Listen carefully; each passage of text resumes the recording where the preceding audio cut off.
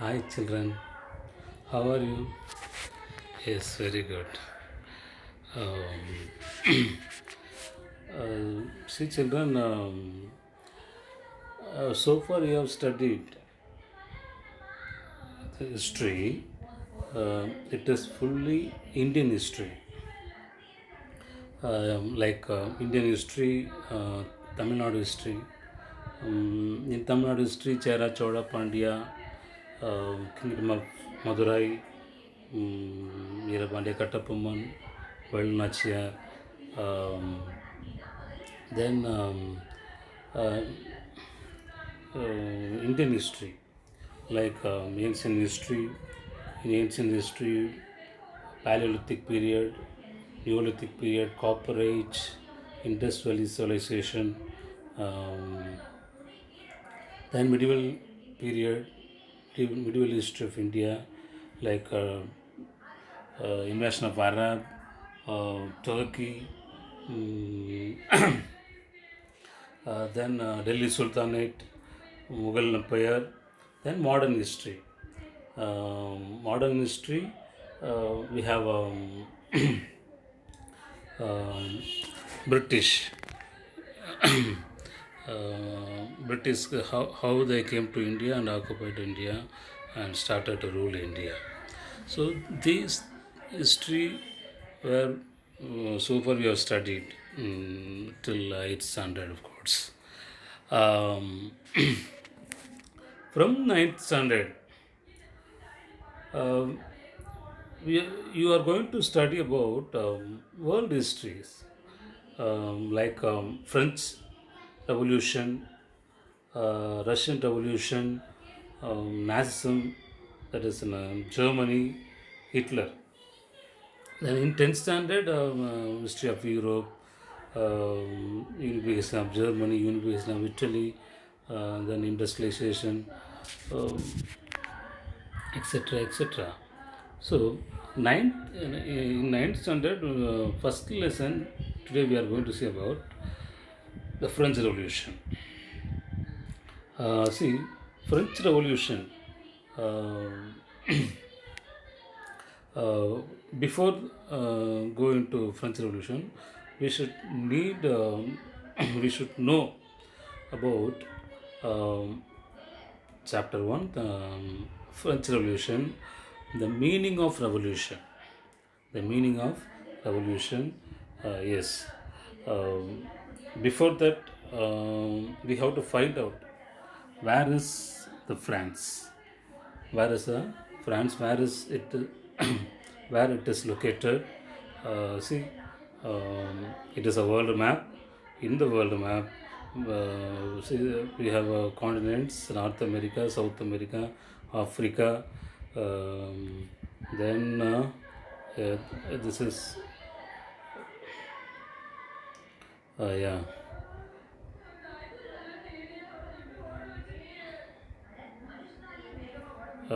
These are the Asian countries. Then um, Europe. See, Europe is located there. You know very well about it. I don't need to say that. Um, they see the Europe, Portugal. Um,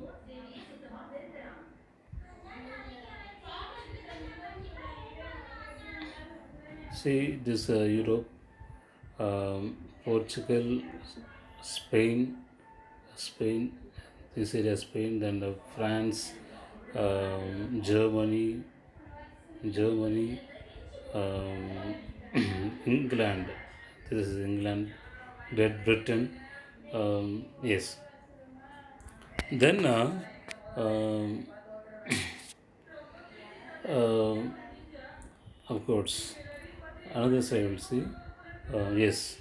So, France is located over here. Um, See this area is France. The capital city of France is the Paris, and also the Versailles palace was there. This was considered the parliament of the France, that is the Versailles palace. Estate general, we call it as estate general. Okay. Mm.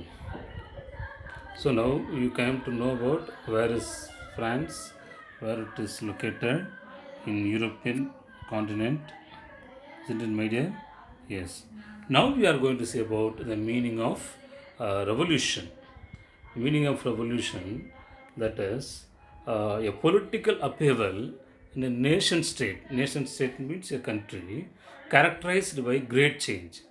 A political upheaval, apna, it is in Tamil we say கிளர்ச்சி குழப்பம் திடீர் குழப்பம் C புரட்சி திடீர்னு மக்கள்கிட்ட ஒரு புரட்சி ஏற்படுறது அது கிரேட் சேஞ்ச் மாற்றங்கள் மிகப்பெரிய மாற்றம் ஏற்படுது that is a political upheaval in a nation state characterized by great change. A revolution may result in sudden overthrow. A revolution may result in a sudden overthrow of an established government or system by force and bloodshed. Example, French Revolution. See, a revolution, எப்படி இருக்கும் பாருங்க. A revolution may result in sudden overthrow. சடனாக தூக்கி எறிஞ்சிருது the old system, old government. எப்படி by force and bloodshed. People agitated and they attacked and they overthrow the government, the old government, established system by force and bloodshed. So example, French Revolution. See, revolution means not by the people agitated against the government, not only that, but it can also be a great change that comes slowly and peacefully. Example, Industrial Revolution. See, the great change. For example, Industrial Revolution, we said, no? Yes. So, in 18th and 19th century, there was a lot of inventions took place. Lot of machines were invented. So that these period, 18th and 19th century, were called it as industrial revolution. Yes. Now we are going to say about what you mean by French Revolution. French Revolution was the mass uprising of the people of France. See, மக்கள் மிகப்பெரிய அளவில் திரண்டு கவர்மெண்ட்டுக்கு எதிராக போராடினாங்க, கொதிச்சு எழுந்தாங்க. The French Revolution was the mass uprising of the people of France against the dictatorial and anti-people policies of the monarch. So, how to say, the people were agitated, struggled, fight against the government, established government, dictatorial and anti-people policies of the monarch. Monarch means here king rule. ரொம்ப மோசமான ஒரு ஆட்சி, மோசமான மக்களை கேவலமாக நடத்துகிறது. இந்த period தான் இதை தான் என்ன சொல்கிறாங்க, டிக்டேட்டரியல், சர்வாதிகாரமான ஆட்சி. So, French Revolution was the mass uprising of the people of France against the dictatorial and anti-people policies. மக்களுக்கு எதிரான கொள்கைகள், பாலிசிஸ், சட்டங்கள் வச்சுருந்தாங்க. யார்? மொனார்க். ஓகே. ஸோ இந்த ஃப்ரெஞ்ச் ரெவல்யூஷன் எப்போ ஸ்டார்ட் ஆச்சு? It started on 14th July 1789 with an incident known as storming of Bastille. See, Bastille means prison, that is jail. Okay, so the people, mass people were agitated and attacked. Storming means attack. Storming of Bastille and released the uh, prisoners. ஜெயிலில் வச்சுருந்த ப்ரிசனர்ஸை வெளியில் attack பண்ணி பாஸ்டைல் attack பண்ணி அங்கேருந்த ப்ரிசனர்ஸை கைதிகளை வந்து விடுதலை செஞ்சாங்க. இதை நம்ம இங்கே பார்க்குறோம். So this is the we can see this is the storming of Bastille. This picture is shown. Okay, media. So we had seen about the meaning of revolution and how the French Revolution was established.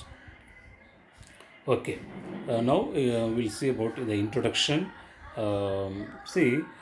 Today we often take the ideas of liberty, freedom, and equality for granted. See, nowadays we are talking about liberty. I need freedom, liberty. See, all should be treated equally, equality, fraternity. All religions are equal. All religions should be treated equally. All are brothers and sisters. That is a fraternity, brothers and sisters. So these ideas were emerged during the French Revolution. So we need to remind ourselves that these ideas also have a history. This idea came from the revolution, French Revolution. So these ideas also have a history, the பார்க்குறாங்க. So this history can find its origin in French Revolution. So இந்த idea எங்கேருந்து கிளம்புச்சு, எங்கேருந்து உருவாகுச்சு அப்படின்னா French ரெவல்யூஷனில் தான் வந்துச்சுன்னு பார்க்குறாங்க. சரிங்களா? So it led to the end of the monarchy, end of society based on privileges, and gave way to a new system of governance. Okay, so in this ideas put an end of monarchy ஒரு full stop வச்சு then end of society based on privileges means ஆஃபர்னா சில பீப்புளுக்கு மட்டும் நம்ம வந்து privileges கொடுக்குறோம், சலுகைகள் கொடுக்குறோம். இங்கே வந்து பார்த்திங்கன்னா நோபல்ஸ், லேண்ட்லார்ட்ஸ், கிளர்ச்சி, சர்ச் பீப்புள், இவங்களுக்குலாம் வந்து பார்த்திங்கன்னா இவங்களாம் பை பர்த் ப்ரிவிலேஜ் கொடுத்தாங்க, சலுகை கொடுத்தாங்க. they were exempted to paying taxes. அவங்க டேக்ஸஸ் பே பண்ண தேவையில்லை. சாதாரண மக்கள், common people, middle class educated people, they had to pay taxes. So அதை தான் சொல்கிறாங்க, it led to the end of monarchy, end of society based on privileges and gave way to a system of governance. ஒரு new system எப்படி govern பண்ணணும், ஆட்சி அமைக்கணுங்கிறத உருவாக்குனாங்க. So now we are going to say about upcoming topics, causes, events, consequences. So we are going to see about one by one causes, events, and consequences. Causes. See, causes we can divide into three, like political causes, social causes, and economic causes. First we will see about political causes. See, political causes, in the political causes, in 1774, Louis XVI of the Bourbon family of kings ascended the throne of France. யார் வந்து இங்கே பதவியில் இருந்தாங்க, கிங்காக இருந்தாங்க அப்படின்னா போர்பான் family, போர்பான் வம்சம். அதில் வந்து லூயிஸ் 14, 15, 16. இந்த லூயிஸ் 16 அவர் வந்து பார்த்தீங்கன்னா in 1774 ascended the throne, பதவியில் உட்காராருங்க. He was 20 years old when he married to the Austrian princess Mary Antoinette, who always interfered with the administration. இந்த அம்மா வந்து பார்த்தீங்கன்னா இவர் வந்து 20 வயசுல இந்த அம்மா கல்யாணம் பண்ணியிருக்காங்க. இந்த அம்மா லிவ்ட் அ லக்ஸூரியஸ் லைஃப். இவங்க வந்து பார்த்திங்கன்னா ஆடம்பரமான வாழ்க்கை வாழ்ந்தாங்க. கவர்மெண்ட்டுடைய பணத்தை எல்லாம், கஜானெல்லாம் காலி பண்ணாங்க இவங்க. அப்படி ஒரு அற்புதமான மகிழ்ச்சியான ஆடம்பரமான வாழ்க்கை வாழ்ந்தாங்க, மக்களை பற்றி கவலைப்படலை. ஸோ அதே மாதிரி he ruled as an absolute monarch. இவரை வந்து லூயிஸ் 16 வந்து கேட்கறதுக்கு ஆளே இல்லை. ஐ am the state, I am the country, I am the all, nobody can ask me question அப்படின்னு சொல்லிட்டு அப்சல்யூட் மொனார்க். அப்சல்யூட்னா முழு உரிமை இந்த நாட்டை ஆள்வதற்கு. Nobody can question on him. Okay. So அப்படி அந்த மாதிரி ஒரு சுச்சுவேஷன் அங்கே இருந்துச்சு. Then he had maintained a huge army and built a big extravagant court. Extravagant means மிதமிஞ்சிய செலவுகள். அடுத்து immense palace of Versailles. Versailles வந்து பார்த்திங்கன்னா மிகப்பெரிய ஒரு பேலஸு. அங்கே வந்து பார்த்திங்கன்னா ஆடம்பரமான வாழ்க்கையை வந்து இந்த கிங் வாழ்ந்தாங்க. பார்க்குறோம் இங்கே அதை பாருங்கள். Immense palace of Versailles which drain the wealth of France. அங்கே எடுக்கப்பட்ட நடவடிக்கை அங்கே இருந்த சூழ்நிலை வந்து பார்த்திங்கன்னா அங்கே இருந்த வெல்த் ஆஃப் ஃப்ரான்ஸ் அதை வந்து ட்ரைன் பண்ணுச்சு, காலி பண்ணுச்சு, கஜானாவை காலி பண்ணுச்சு. அவ்வளவு செலவு பண்ணாங்க. அதாவது இங்கே எதை பார்க்குறோம், Versailles, the palace of Versailles பாருங்கள். எஸ், இங்கே செலவழிக்கப்பட்ட செலவு வந்து பார்த்திங்கன்னா நாட்டோடைய கஜானாவை காலி பண்ணுற மாதிரியான சூழ்நிலை இருந்துச்சுன்னு பார்க்குறோம் இங்கே. Yes. So common people had no stay in administration. All bureaucratic post were occupied by the aristocrats. Common people had no stay. அங்கே வந்து காமன் பீப்புளுக்கு வாய்ப்பே இல்லை இருக்கிறது. அங்கே வேலையெல்லாம் பார்த்தது யார்? அங்கே கவர்மெண்ட் போஸ்டிங்கில் இருந்தவங்களாம் பார்த்திங்கன்னா all bureaucratic post were occupied by the aristocrats. High caste, high society people தான் அங்கே இருந்தாங்க அப்படின்னு இங்கே நம்ம பார்க்குறோம். ஸோ இதுதான் வந்து பார்த்திங்கன்னா பொலிட்டிக்கல் காசஸ். இந்த political causes, we are going to see in the next slide that there was a political body, that is the estate general. There was a political body. The estate general is nothing but a parliament. We have parliament, Lok Sabha, Rajya Sabha, like that. It was a political body known as estate general, to which 3 estates sent their representatives to discuss contemporary issues. Okay.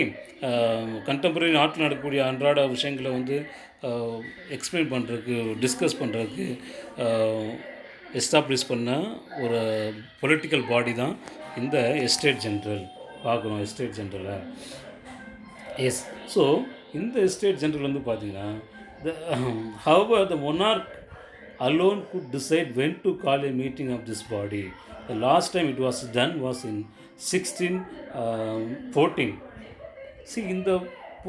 இந்த state ஜென்ரலாக எப்போ, when it should B கால், எப்போ எல்லாத்தையும் கூப்பிட்டு நம்ம வந்து discuss பண்ணணும் people இஷ்யூஸை அப்படின்னு பார்த்தீங்கன்னா, இது who has to decide? The king, the monarch, absolute monarch has to decide. So அந்த மாதிரி ஒரு ரைட் வந்து அவருக்கு, பவர் வந்து அவருக்கு இருந்துச்சு. அதே மாதிரி வந்து பார்த்திங்கன்னா அந்த ஈச் எஸ்டேட் ஹேட், அது before that in the France there was a 3 estate. 3 estate is nothing but 3 divisions. The society is divided into 3 divisions. The French society in the 18th century was divided into 3 estates: clergy, nobility and common people. Clergy is nothing but king, church people, like that. Nobility, feudal lords, nobles, high class people. Then common people, third estate. See, this picture shows clearly the first estate, the clergy.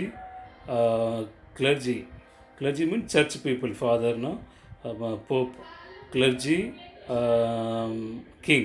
Then nobility, lords, landlords, அவங்களாம் இருப்பாங்க. Then the third one, every one else, common people, middle class people பார்க்குறோங்க. So இந்த மாதிரி தான் in the France there was a society divided into 3 estates. Okay, so each estate had one vote irrespective of the number of representatives. Yes, so each estate had only one vote. Like clergy had one vote. Nobility had a one vote. Then common people, third estate, only one vote. They had only one vote. So each estate had one vote irrespective of the number of the representatives. No need of number, the counting of representative. No need to take the numbers. Okay, only one vote. That is, each estate had only one vote, like clergy, nobility, and third estate, common people. Okay, so the estate general had power to increase the taxes. யார் taxes வந்து impose பண்ண முடியும், யார் tax நாட்டில் வந்து tax பண்ண முடியும், டேக்ஸை வந்து இன்க்ரீஸ் பண்ண முடியும் அப்படின்னா எஸ்டேட் ஜென்ரல். இந்த பொலிட்டிக்கல் பாடி தான் நமக்கு அந்த டேக்ஸஸ்லாம் போட முடியும். அந்த பவர் வந்து இந்த எஸ்டேட் ஜென்ரல் தான் இருந்துச்சு. ஓகே, இப்போ நம்ம we are going to see about the social causes. Yes, as we know about, the French society in the 18th century was divided into three: SS, clergy, nobility, and common people. The members of the first two estates enjoyed privileges by birth. So, privileges means offer. Okay, சலுகைகள் கொடுக்குறது. So இந்த first two estates, they were no need to paying taxes. The first two estates were exempted from paying taxes. அவங்க வந்து டேக்ஸஸை கட்டணும் அப்படிங்கிற அவசியம் அவங்களுக்கு இல்லாமல் இருந்துச்சுன்னு பார்க்குறோங்க. ஏன்னா அவங்க பை பர்த், பிறப்பாலே என்ன பண்ணுறாங்க அப்படின்னா, அவங்களுக்கு வந்து அவங்க வந்து இப்போ உயர்ந்தவங்களாகிறாங்க, அவங்க வந்து நொபிலிட்டி லேண்ட்லார்ட்ஸாக இருக்காங்க. அதனால் அவங்க வந்து டேக்ஸ் பே பண்ண வேணாம். இப்போ காமன் பீப்புள் ஃபேமிலியில், இப்போ நான் வந்து காமன் பீப்புள் குடும்பத்தில் பிறந்துட்டேன் அப்படின்னா I have to pay taxes. அதே நான் வந்து ஒரு நொபிலிட்டி ஃபேமிலியில் பிறந்துட்டேன் அப்படின்னா அங்கே வந்து நான் பே பண்ண தேவையில்லை. இந்த மாதிரி ஒரு கேவலமான ஒரு சிஸ்டம் இருந்துச்சு. அதனால தான் என்ன பண்ணுறாங்க அப்படின்னா, the peasants made up about 90% of the population. However, only a small number of them owned the land they cultivated. Okay, peasants who see, அவங்க வந்து பாருங்கள் 90% of the population இருக்காங்க. Whereas about 60% of the land was owned by nobles, church. அவங்க வச்சுருக்காங்க பாருங்கள், 60% of the land of the France was owned by the nobles and church. அவங்களுக்கு பாருங்கள், இந்த லேண்டில் அவங்க வந்து வேலை செய்ய மாட்டாங்க, அவங்க லீஸ் கொடுத்துட்றாங்க. The land was owned by nobles and church, which they leased to peasants for greater share in the production. Peasants were obliged to render free service. என்ன பண்ணுவோம், இந்த ஃபியூடல் சிஸ்டம் இங்கே இருக்குங்க. ஃபியூடல் சிஸ்டம், இந்த feudal சிஸ்டத்தில் வந்து பார்த்திங்கன்னா land வந்து இந்த 60% ஆஃப் த லேண்ட் வந்து பார்த்திங்கன்னா பெசன்ஸ் கையில் கொடுத்துருவாங்க லீஸ்க்கு. இந்த பெசன்ஸ் என்ன பண்ணும், ஹார்ட் ஒர்க் பண்ணி ஃபீல்டில் வேலை செஞ்சு கல்டிவேட் பண்ணி கிராப்ஸ் வந்து யார் கொடுக்கணும் அப்படின்னு வந்து பார்த்திங்கன்னா பெசன்ஸ் கொடுக்கணும், சாரி நோபல்ஸ்க்கும் கிளர்ஜி கொடுக்கணும். ஸோ இதுக்கு பேர் தான் ஃபியூடல் சிஸ்டம், நிலமானிய முறையின் தமிழில் சொல்லுவாங்க. ஸோ இந்த வேலையை பண்ணிவிட்டு அவங்களுக்கு கொடுக்கணும். தென் இந்த peasants were obliged to render free service வேறு பண்ணணும் அவங்களுக்கு to the Lord.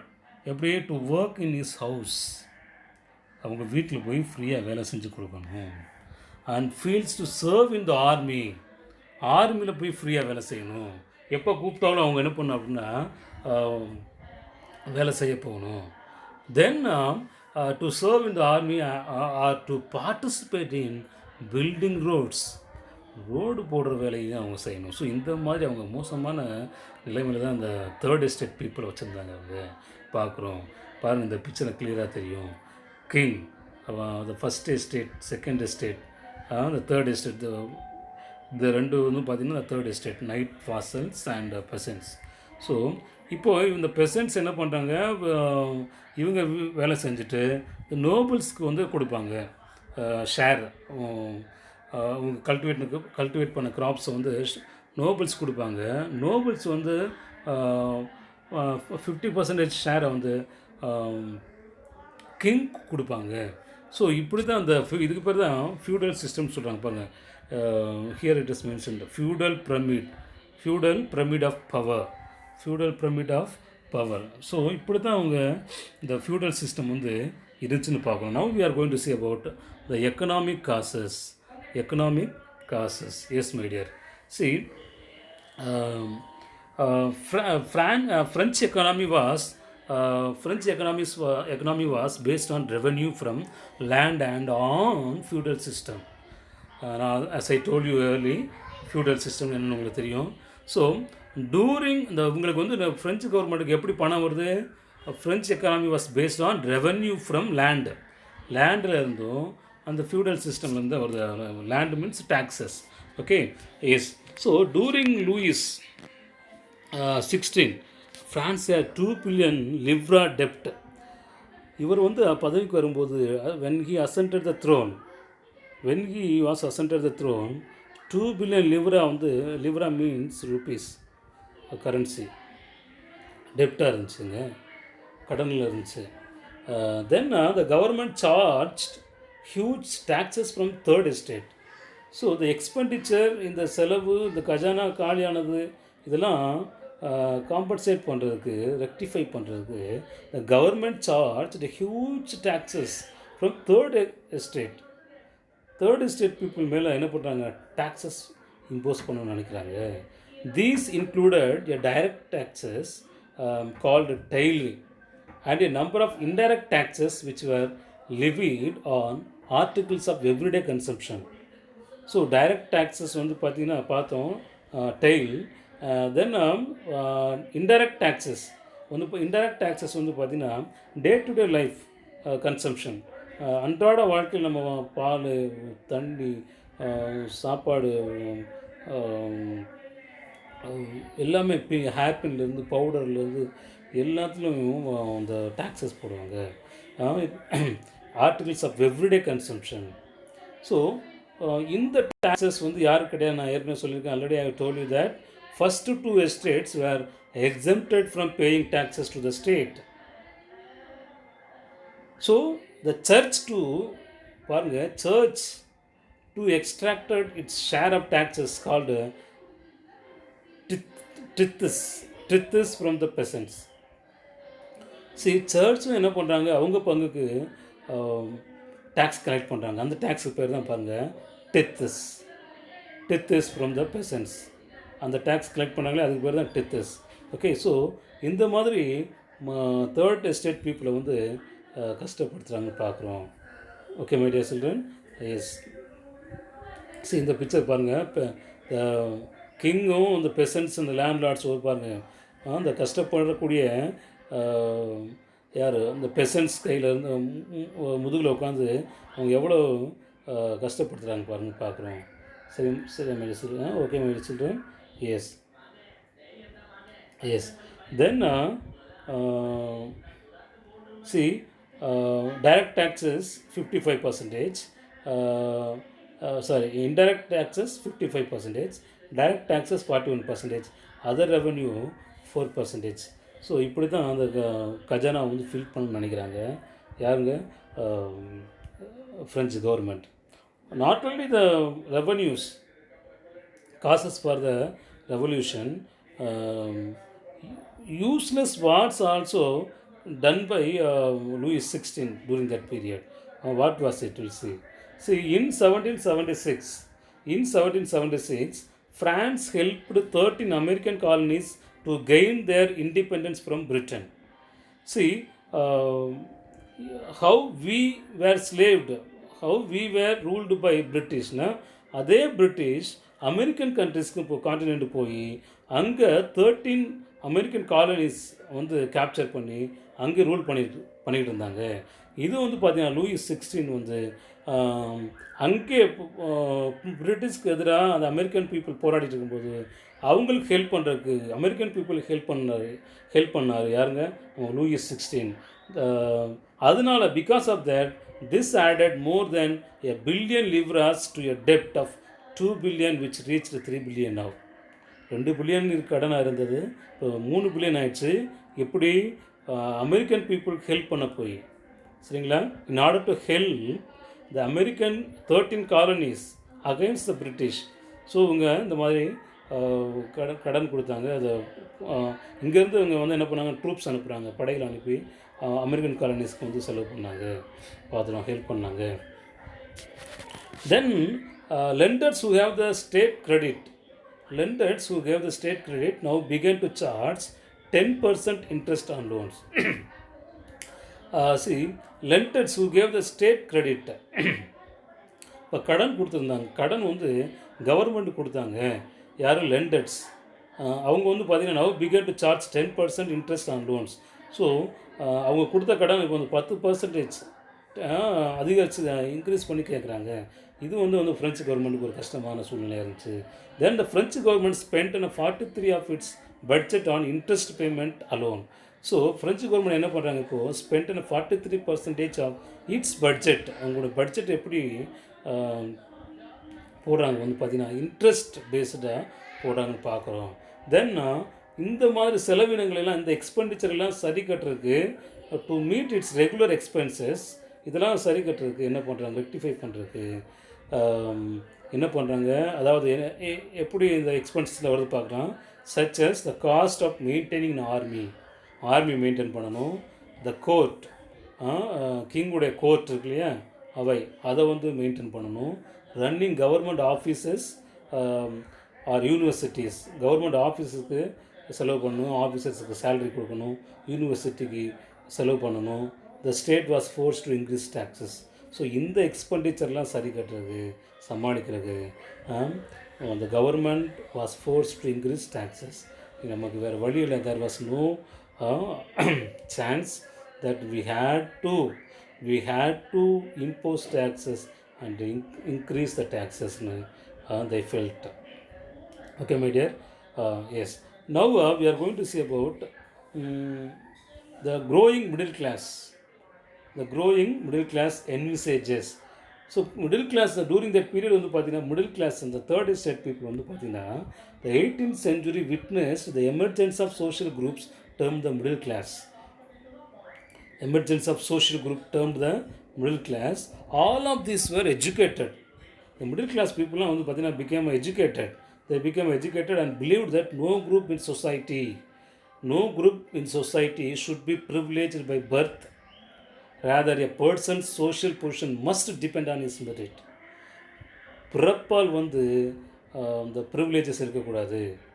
Based on merit, privileges should be based on merit இருக்கணும் அப்படின்னு சொன்னாங்க. ஒருத்தன் வந்து அவனுடைய ஸ்கில், அவனுடைய டேலண்ட், அதை வச்சு தான் அவனுக்கு வந்து அந்த ப்ரிவிலேஜஸ் கொடுக்கணுமே ஒழிய we should not give privileges by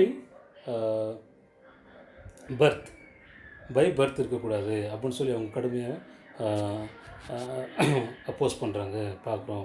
so these ideas demanded a society based on freedom. And equal laws and opportunities for all. இந்த ஐடியா எப்படி கிடச்சிச்சு, எப்படி வந்துச்சு? இந்த ஐடியா தான் வந்து பார்த்திங்கன்னா these ideas demanded a society based on freedom and equal laws and opportunities for all. So இந்த ஐடியாவை யார் கொண்டு வந்தாங்கிறத நம்ம அடுத்து நம்ம பார்க்க போகிறோம்.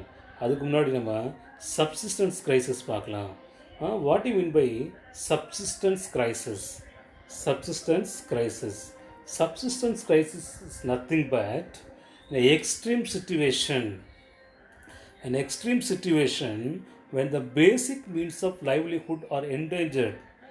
Basic goods, livelihoods, அதாவது அன்றாடம் தேவைப்படக்கூடிய பொருள், உணவு, சாப்பாடு, ட்ரெஸ்ஸு, பிளேஸ், வாழக்கூடிய இடம், ஷெல்டர், இதெல்லாம் கேள்விக்குரிய சூழ்நிலை வந்துச்சு. எக்ஸ்ட்ரீம் சிச்சுவேஷன், ரொம்ப மோசமான நிலைமை. Extreme situation when the basic needs of livelihood are endangeredனா it means that ஒரு அபாயகரமான சூழ்நிலைக்கு வந்துச்சு. அதுக்கான காரணம் என்ன அப்படின்னா, there was a reason that the population of France rose from about 23 million in 1715 to 20 million in 1789. So 1715 23 million தான் இருந்துச்சு பாப்புலேஷன். ஆனால் 28 மில்லியனில் வந்து பார்த்திங்கன்னா 1789ல் 28 மில்லியனாக கன்வெர்ட் ஆகிடுச்சு, இன்க்ரீஸ் ஆகிடுச்சு. ஸோ இது வந்து பார்த்திங்கன்னா அந்த ப்ரொடக்ஷன் இந்த 23 மில்லியனுக்கு தான் அந்த ப்ரொடக்ஷன் வந்து 1789 இருந்துச்சு. இந்த population according to the increase of population அவங்க வந்து ப்ரொடக்ஷன் இன்க்ரீஸ் பண்ணல. பாப்புலேஷன் பார்ட்டில் இன்க்ரீஸ் ஆகிட்டே இருக்குது, ஆனால் ப்ரொடக்ஷன் அப்படியே இருக்குது. அதான் சொல்கிறாங்க, this led a rapid increase the demand for food grains. Production of grains could not keep pace with the demand. மக்கள் அதிகமாகிட்டால் டிமாண்ட் அதிகமாக இருக்குது, ஆனால் ப்ரொடக்ஷன் கம்மியாக இருக்குது. அதனால் வந்து பார்த்திங்கன்னா விலை அதிகமாகிடுச்சு. This became worse whenever drought or hail reduce the harvest. So இது வந்து ரொம்ப மோசமான நிலைமைக்கு போச்சு. எப்போ அப்படின்னா த ட்ரவுட் வறட்சி, மழையில் there was no rain, drought இருந்துச்சு. அதனால வந்து பார்த்திங்கன்னா பேட் ஹார்வெஸ்ட் இருந்துச்சு. ஸோ இந்த டைமில் டிமாண்ட் அதிகமாகிடுச்சு. காஸ்ட் வந்து பார்த்திங்கன்னா ப்ராடக்டுடைய காஸ்ட் வந்து அதிகமாகிடுச்சு, ப்ரைஸஸ் அதிகமாகிடுச்சு, இன்க்ரீஸ் பண்ணிட்டாங்க. ஸோ இப்போது மோசமான சூழ்நிலை. நான் சொன்னேன் இல்லையா, யார் வந்து இந்த ஐடியாவை கொடுத்தாங்க அந்த மக்களுக்கு, அந்த ஃப்ரீடம், ஈக்குவாலிட்டி இதெல்லாம் நமக்கு வேணும் அப்படின்னு சொல்லி யார் அவங்க வந்து தூண்டி விட்டாங்க, இன்டியூஸ் பண்ணாங்க அப்படின்னு நம்ம இங்கே பார்க்க போகிறோம். Yes, 17th and 18th century was the age of enlightenment. Enlightenment means knowledge, அறிவு வந்து உருவான காலகட்டம் இந்த 17th and 18th century. So இந்த காலகட்டத்தில் தான் various philosophers put forward their theories for the state. த கவர்மெண்ட்டுக்கு கொடுக்குறாங்க, நீங்கள் ஆட்சி செய்கிறது சரி கிடையாது, so you have to be change your self அப்படின்னு சொல்லிட்டு various philosophers put forward their theories for the state to be based on the equality and freedom. So உங்களுடைய கவர்மெண்ட் எப்படி நீங்கள் ஆட்சி செய்யணும் அப்படின்னா பேஸ்ட் ஆன் ஃப்ரீடம், ஈக்குவாலிட்டி, அதை base பண்ணி தான் உங்களுடைய கவர்மெண்ட் ஆட்சி வந்து இருக்கணுமே உடைய உங்கள் இஷ்டத்துக்கு இருக்க முடியாது அப்படின்னாங்க. அதில் one of the important philosopher வந்து பார்த்திங்கன்னா John Locke. He was the John Locke. Yes, John Locke in his 2 treatises of government sought to refute the doctrine of the divine and absolute right of the monarch. See, what do you mean by doctrine of divine? ஏன் வந்து அதை வந்து வேண்டான்னு சொன்னார் அப்படின்னா, doctrine of divine means இந்த கிங்குடைய அந்த power, இந்த கிங்குடைய பவர் வந்து பார்த்திங்கன்னா இது வந்து அவங்களாம் எடுத்துக்கிட்டது இல்லை, God has given to them. God கொடுத்தாங்க எங்களுக்கு அப்படின்னு சொல்லி அவங்க மக்கள் நம்ப வச்சாங்க. The doctrine of divine and absolute right of the monarch. இந்த நாங்கள் அரசனாக இருக்கிறது, நாங்கள் கிங்காக இருக்கிறது, எம்பரராக இருக்கிறது, இது வந்து it is not because of us, it is because of God எங்களுக்கு கொடுத்த உரிமை. அதான் divine right theory, doctrine of divine and absolute right. Absolute கட்டுக்கடங்காத பவர், அதிகாரங்கள், இது வந்து நாங்களாம் எடுத்துக்கிட்டது இல்லை, இது வந்து கடவுள் எங்களுக்கு கொடுக்கப்பட்டதுன்னு மக்களை பொய்யா நம்ப வச்சாங்க. ஸோ இதைத்தான் ஜான் லாக் அவர் புத்தகத்தில் வந்து இதெல்லாம் பொய், இதெல்லாம் தப்பு, இதெல்லாம் மக்களை ஏமாத்துகிற வேலை அப்படின்னு சொல்லி அவரை வந்து மக்களை வந்து தூண்டி விட்டாங்க பார்க்குறோம். அடுத்து Jean Jacques Rousseau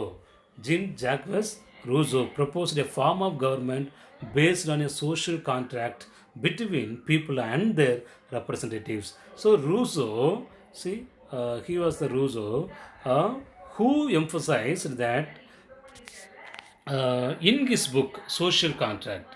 He wrote a book called Social Contract. This book envisaged that the government based on a social contract. ஒரு சமுதாய ஒப்பந்தமாக இருக்கணும். எப்படி அப்படின்னா it is a social contract between people and the representative. மக்கள் தேர்ந்தெடுக்கப்பட்ட பிரதிநிதிகள், ரெப்ரசன்டேட்டிவ்ஸ், அவங்களுக்கு இடையிலான ஒரு சமுதாய ஒப்பந்தமாக இருக்கணும். இதில் வந்து கிங்குக்கு வந்து வேலையே இல்லை, ஹீ ஷுட் நாட் இன்டர்ஃபியர் அப்படிங்கிற மாதிரி இந்த ரூஸை வந்து மிகப்பெரிய அளவில் பேசியிருந்தாங்க. அடுத்த philosopher, the next philosopher was Montesquieu. In the spirit of the laws, Montesquieu wrote The Spirit of the Laws book. In that book, he proposed a division of power within the government between the legislative, executive, and the judiciary. See, the power should not be lies in the hands of the king. All power should not in the hands of the king. So the power should be separated. Power should be separated அப்படின்னு சொல்லி என்ன பண்ணுறாங்க அப்படின்னா, இந்த மாண்டஸ்கியூ வந்து propose பண்ணுறாங்க. எப்படி legislative department ஒரு லெஜிஸ்லேட்டிவ்ங்கக்கூடிய அந்த ஃபீல்டு, அந்த டிபார்ட்மெண்ட் வந்து ஒரு குரூப்டையும், எக்ஸிக்யூட்டிவ் அப்படிங்கிற டிபார்ட்மெண்ட் வந்து வேற ஒரு குரூப்கிட்டையும், ஜுடிஷியரி வந்து பார்த்திங்கன்னா அது வந்து வேறு குரூப்கிட்டையும் இருக்கணும். ஸோ லெஜிஸ்லேட்டிவ்னு உங்களுக்கு தெரியும், மேக்கிங் லாஸ். எக்ஸிக்யூட்டிவ்னா எக்ஸிக்யூட்டிவ் த லாஸ்.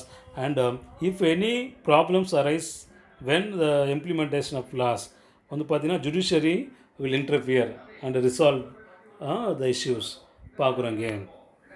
ஸோ இந்த three legislative department powers should be separated. கிங்கிட்ட மட்டும் இருக்கக்கூடாதுங்க, 3 டிவிஷன்ஸ்லாம் இருக்கணும், 3 செப்பரேட் டிபார்ட்மெண்ட்டாக இருக்கணும். It should be maintain by 3 separate groups அப்படின்னு சொல்லி அவர் சொல்கிறார், Montesquieu. Then these ideas revolutionised the outlook of people.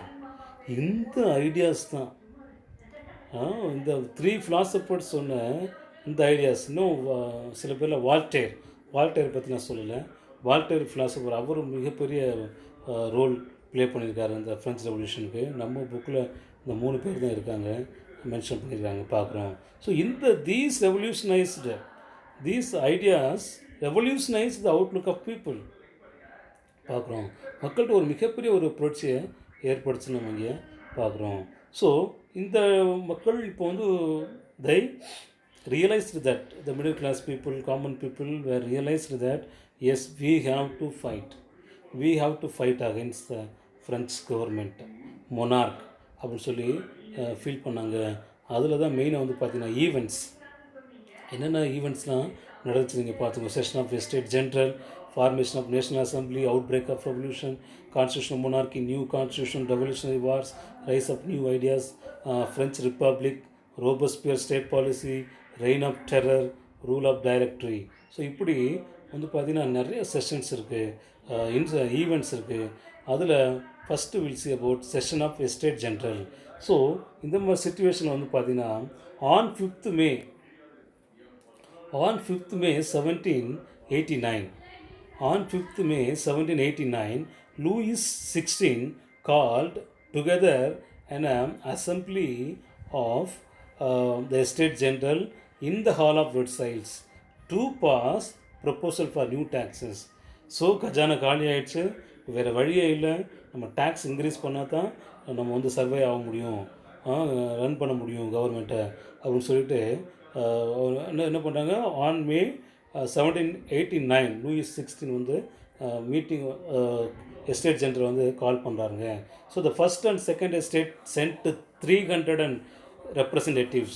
See, first estate 300 members representatives and second estate 300 representatives. Then third estate sent 600 educated members representatives அனுப்புனாங்க. இந்த அசம்பிளியில் வந்து பார்த்திங்கன்னா peasants, artisans and women were denied entry to assembly. அவங்கள விடலை, peasants விவசாயிகளையும் artisans விமனை விடலை. ஓகே. ஸோ இந்த ஓட்டிங் சிஸ்டம் எப்படி இருந்துச்சுன்னு உங்களுக்கு தெரியுமா? ஓட்டிங் சிஸ்டம் வந்து பார்த்தீங்கன்னா சொல்லலாம், இந்த ஃபஸ்ட் எஸ்டேட்டுக்கு வந்து 1 vote, செகண்ட் எஸ்டேட்டுக்கு ஒன்லி 1 vote, தேர்ட் எஸ்டேட்டுக்கு ஒன்லி 1 vote. பாருங்கள், ஃபஸ்ட் எஸ்டேட்டுக்கு 300 members இருக்காங்க, ஒன்லி 1 vote. செகண்ட் எஸ்டேட்டுக்கு 300 members, only 1 vote. Third estate 600 members இருக்காங்க, அவங்களுக்கும் ஒன்லி 1 vote. எவ்வளோ பைத்தியக்காரத்தனம் பார்த்தீங்களா? எஸ். ஸோ இந்த மாதிரி ஒரு சிஸ்டம் இருந்துச்சு. இதை தான் ஜீன் ஜாக்வஸ் ரூசோ படித்தோம் இல்லையா, ஃபிலாசபர். அவர் சொல்கிறாரு, dear people, see you have to ask the government that each member of the estate have vote. ஒவ்வொரு மெம்பருக்கும் ஓட்டு இருக்கணும், ரைட் டு ஓட்டு இருக்கணும் அப்படின்னு சொன்னாங்க. அதைத்தான் இங்கே வந்து என்ன பண்ணுறாங்க அப்படின்னா, அந்த ஓட்டிங் சிஸ்டத்தை மாற்றணும் அப்படின்னு சொல்லி the member of the third estate demanded that voting now be conducted by the assembly as a whole, where each member would have one vote. என்ன டிமாண்ட் பண்ணுறாங்க members of the third estate? they demanded that voting now be conducted by the assembly as a whole, where each member would have one vote. ஒவ்வொரு மெம்பருக்கும் ஒரு ஓட்டு இருக்கணும், சரிங்களா அப்படின்னு சொன்னாங்க. ஏன்னா இப்போ ஈச் எஸ்டேட் ஒரு ஓட்டு இருந்துச்சுன்னா அவங்க 300 ஓட், இவங்க 300, ஃபஸ்ட்டு 2வும் எந்த விஷயமா இருந்தால் அவங்க அக்செப்ட் பண்ணிக்கிறாங்க. ஃபஸ்ட் எஸ்டேட்டும் செகண்ட் எஸ்டேட்டும் அவங்க ஒரு ஓட்டு இவங்க ஒரு ஓட்டு, ஓகே, அவங்க 2 பேரும் 2 ஓட்டு ஆகிடுச்சா. இப்போ இவங்க 300, இவங்க third estate only 1 vote. So 2 பெருசாக 1 பெருசாக, ஸோ மெஜாரிட்டி 2. ஸோ அவங்க தான் வின் பண்ண மாதிரி ஆகிடுவோம். Always they used to won. So இந்த மாதிரி சிஸ்டம் கொண்டு வாங்க. 600 மெம்பர்ஸ்க்கும் ஓட்டு வேணும் அப்படின்னா வந்து பார்த்தீங்கன்னா இப்போ ஈக்குவல் ஆகிடும். அங்கே 300 + 300 600, இங்கே 600 மெம்பர்ஸ் தேர்ட் எஸ்டேட் இருக்கீங்க. ஸோ இப்போ எந்த சட்டமும் உங்களுக்கு எதிராக கொண்டு வர முடியாது அப்படின்னு சொல்லிட்டு அவருடைய Jean Jacques Rousseau in his book social contract அதில் அவர் வந்து சொல்கிறார் பார்க்குறோம். So the king rejected this proposal. இவர் வந்து இப்போ கிங் எப்படி அக்செப்ட் பண்ணிக்கிறாரு? So he rejected the demand. So அதனால் இந்த கோபப்பட்ட மக்கள், third estate people, they were walked out the assembly in protest. அவங்க எதிர்ப்பு தெரிவிக்கிறதுக்கு they boycotted, பாய்காட் பண்ணி என்ன பண்ணுறாங்க, வெளியில் வந்துடுறாங்க பார்க்குறோம். S my dear. So now we are going to say about formation of National Assembly. Formation of National Assembly. Yes. So on June 1789, இந்த வெளியில் வந்தாங்க இல்லையா third estate people, government king Louis 6 reject பண்ணாங்க அவங்க டிமாண்டை. ஸோ மக்கள் கோவப்பட்டு வெளியில் வந்தாங்க. அந்த வெளியில் வந்த க்ரௌடு என்ன பண்ணுறாங்க அப்படின்னா, அந்த க்ரௌடை வந்து லீட் பண்ணுறதுக்கு 2 பேர் வந்தாங்க, 2 லீடர்ஸ். அவங்க வந்து பார்த்திங்கன்னா மிராபியூ அண்ட் அபிசைஸ் அப்படிங்கிறவரும் மிராபியும் என்ன பண்ணுறாங்க அப்படின்னா, அவங்க தான் தலைமை ஏற்று under the leadership of them என்ன பண்ணுறாங்கன்னா, அவங்க இப்போ அப்படியே பக்கத்தில் வெர்சைல்ஸ் பேலஸ் பக்கத்தில் இருந்த அதே கேம்பஸில் இருந்த இண்டோர் ஸ்டேடியம், இண்டோர் ஸ்டேடியத்துக்கு டென்னிஸ் கோர்ட்டுக்கு போய் அசம்பிள் ஆகிட்டாங்க. அங்கே they declared themselves a national assembly. இனிமேல் நேஷ்னல் அசம்பிளி அங்கே கிடையாது, நம்ம தான் இனிமேல் national assembly. And swore not to disperse till they had drafted a constitution for France that would limit the powers of the monarch. நம்ம புதிய constitution எழுத வரையும் நம்ம இந்த இடத்த விட்டு போகக்கூடாது. So we have to stay here and we have to write new constitution. In the constitution would limit the powers of the monarch. இந்த நம்ம புது கான்ஸ்டியூஷன் நேஷ்னல் அசம்பிளி எழுத போகிறாங்களே, அந்த நேஷ்னல் அசம்பிளி எழுதக்கூடிய நியூ கான்ஸ்டியூஷனில் என்ன இருக்கக்கூடாது, பவர், அதிகமான பவர், வெரி லெஸ் பவர் தான் யாருக்கு இருக்கணும் அப்படின்னு வந்து பார்த்திங்கன்னா கிங்குக்கு இருக்கணும் அப்படின்னு சொல்லி அவங்க அங்கே பேசுகிறாங்க. இப்போ நம்ம அந்த மிராபியூ யார் பார்க்கலாம். Mirabeau was born in a noble family.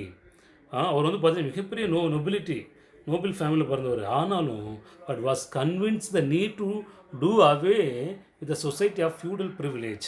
So feudal privilege வந்து பார்த்திங்கன்னா ரொம்ப கேவலமான ஒரு விஷயம், இதை வந்து நான் வெறுக்கிறேன். ஸோ இதுக்கு எதிர்த்து நான் போராடணும். மக்கள் காமன் பீப்புள் பாவம், தேர்ட் எஸ்டேட் பீப்புள் பாவம்ட்டு அவர் என்ன பண்ணுறாங்க,